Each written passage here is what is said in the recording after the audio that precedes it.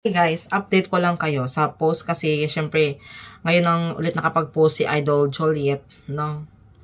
Napakasakit naman ng message na to, no? Ito pala yung nangyari sa kanya na which is si Idol Joliet pa talaga ayaw pumayag na magpagamot pa siya talaga sa doon sa US.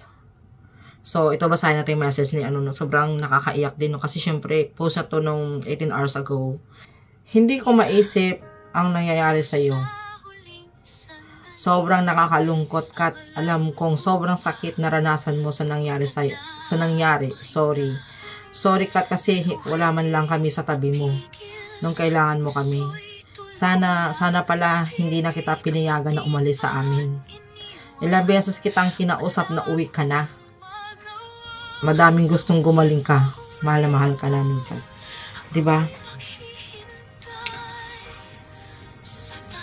Pero yun nga talaga, no, hindi talaga natin alam yung buhay natin.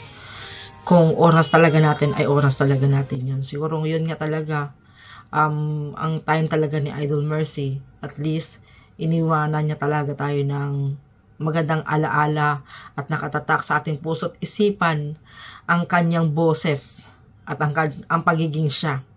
Na alam natin na maliban sa maganda siya at magaling siya makisama, at alam natin na siya ay charming talaga.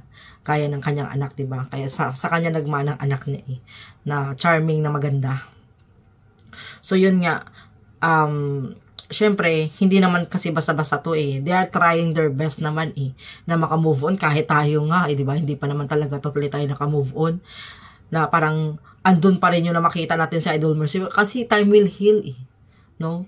So darating ang araw talaga na lahat tayo maka-move on, pero hindi natin yun makakalimutan pa rin sa Idol Mercy. At ako, patuloy ako talaga mag-reaction, magsubaybay kay Idol Joliet, something, ano man ang ganap sa nila sa buhay, kasi nga, forever ages tayo guys, walang iwanan to, hanggang mag-ugod-ugod na tayo, yun lang.